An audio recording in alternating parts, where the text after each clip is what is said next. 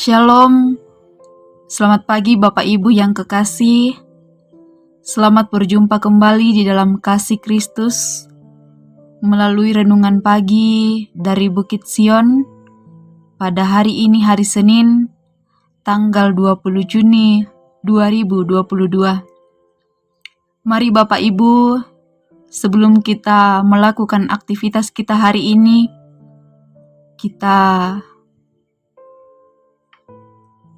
mengkhususkan waktu sejenak untuk menikmati saat teduh bersama dengan Tuhan.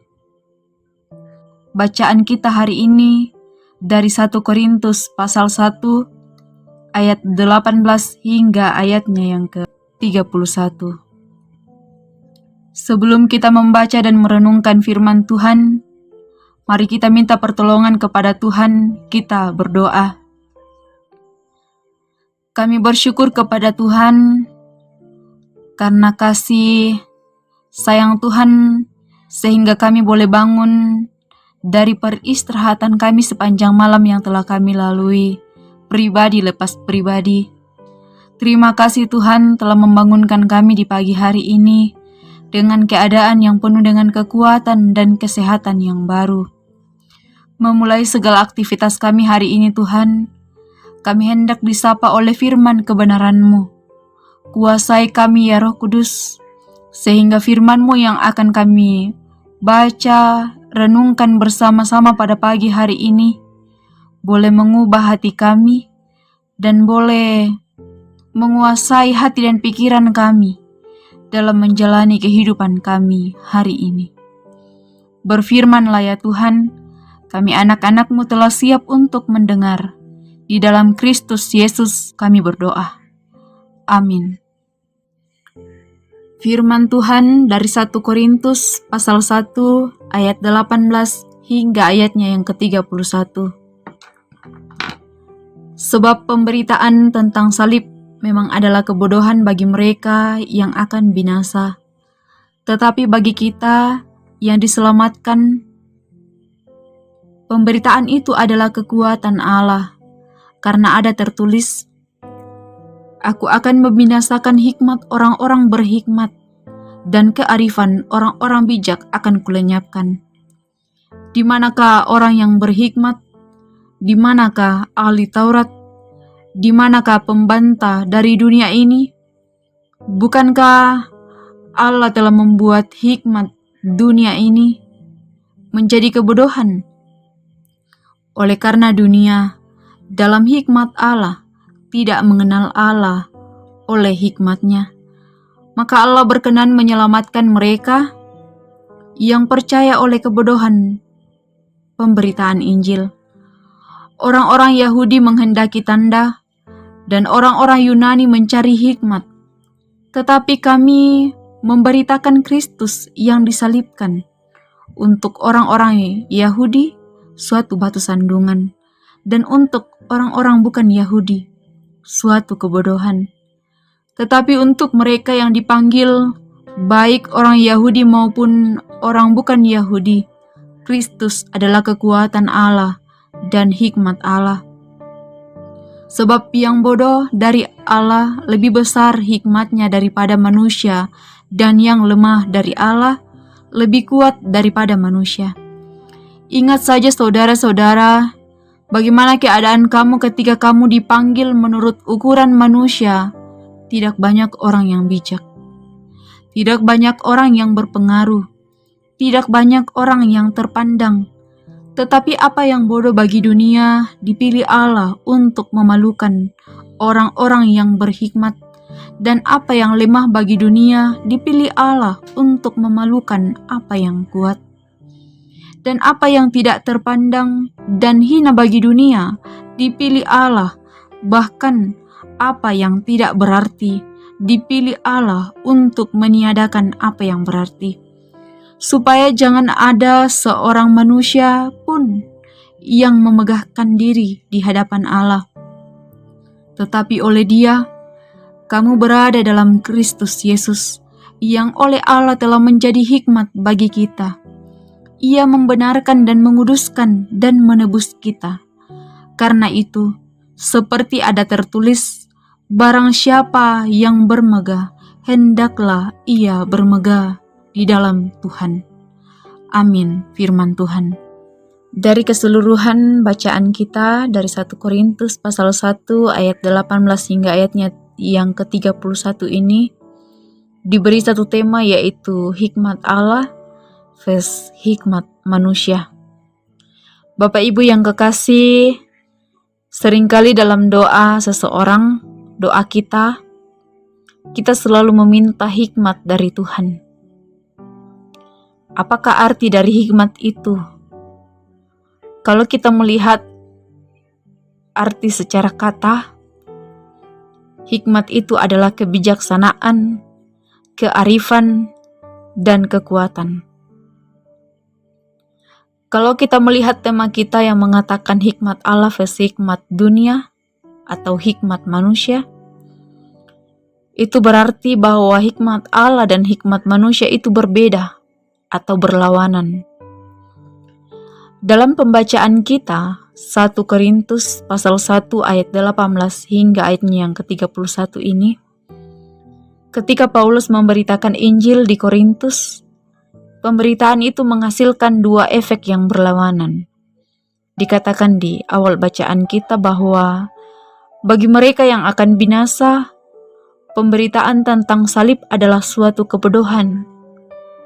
Tetapi bagi orang yang diselamatkan, pemberitaan itu adalah kekuatan Allah. Untuk orang-orang Yahudi, pemberitaan ini adalah suatu batu sandungan.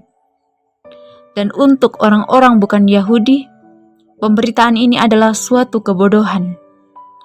Akan tetapi, untuk mereka yang dipanggil, baik orang Yahudi maupun bukan Yahudi, Kristus adalah kekuatan Allah dan hikmat Allah dalam bacaan kita ayat 23-24. Kristus yang disalibkan menjadi batu sandungan bagi orang Yahudi dan menjadi kebodohan bagi orang-orang yang bukan Yahudi atau orang-orang Yunani.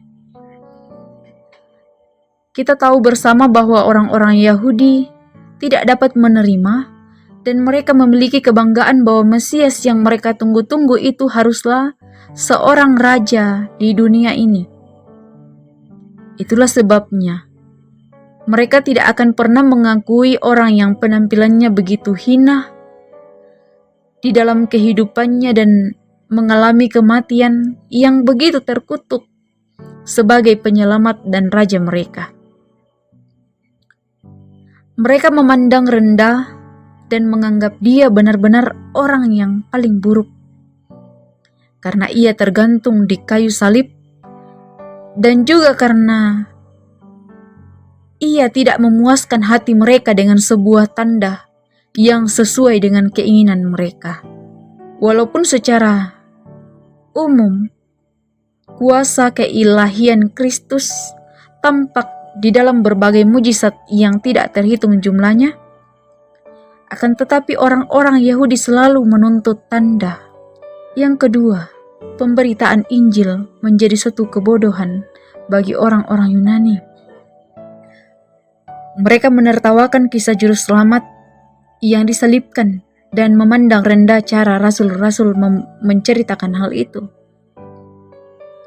Mereka itu mencari hikmat. Dalam bacaan kita dikatakan, mereka adalah orang-orang yang cerdas dan berpengetahuan. Tidak ada suatu apapun di dalam pengajaran tentang salib yang begitu jelas dan cocok dengan selera mereka. Mereka beranggapan bahwa seorang yang dilahirkan dalam kehinaan dan memiliki kehidupan yang miskin, serta meninggal karena kematian yang begitu keji dan hina, bagi orang-orang Yunani suatu kebodohanlah jika mereka menerima ajaran seperti itu dan jika mereka menghargai orang yang demikian. Namun kepada orang-orang yang dipanggil dan diselamatkan oleh Allah, Kristus adalah menjadi kekuatan Allah dan hikmat Allah. Orang-orang yang dipanggil dan dikuduskan, yaitu mereka yang mau menerima Injil dan diterangi oleh Roh Allah, lebih dapat melihat berbagai pengungkapan hikmat Allah dan kekuatan Allah yang mulia di dalam ajaran mengenai Kristus yang disalibkan. Bapak Ibu, dalam bacaan kita, untuk menaklukkan kesombongan, untuk menaklukkan kesia-siaan manusia yang mengandalkan hikmatnya sendiri, Allah telah memilih apa yang bodoh bagi dunia untuk memalukan orang-orang yang berhikmat. Orang-orang yang tidak terpelajar dipilih Allah untuk mengalahkan mereka yang paling terpelajar. Orang-orang yang berasal dari kalangan dan keadaan yang hina dipilih Allah untuk mengalahkan dan menang atas semua kekuatan dan kekuasaan raja-raja dunia ini. Apa yang tidak terpandang dan apa yang hina bagi dunia ini,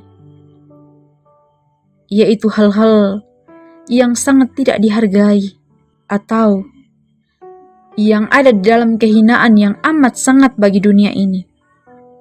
Bahkan apa yang tidak berarti untuk meniadakan. Apa yang berarti? Bapak Ibu yang kekasih, godaan yang paling besar yang kita hadapi salah satunya ialah apa yang dipandang oleh orang lain terhadap diri kita. Kadang-kadang melalui pandangan ini, kita dituntut dan kita semakin berusaha untuk menjadi diri yang bukan sebenarnya. Pemberitaan firman bagi kita dari 1 Korintus pasal 1 ini adalah satu firman yang mau mengatakan apa yang kita punya di dalam dunia ini, entah itu kekayaan, entah itu kepandaian, entah itu jabatan dan lain sebagainya, adalah semata-mata milik Allah. Jadi kalau kita mau bermegah, bermegahlah di dalam Tuhan.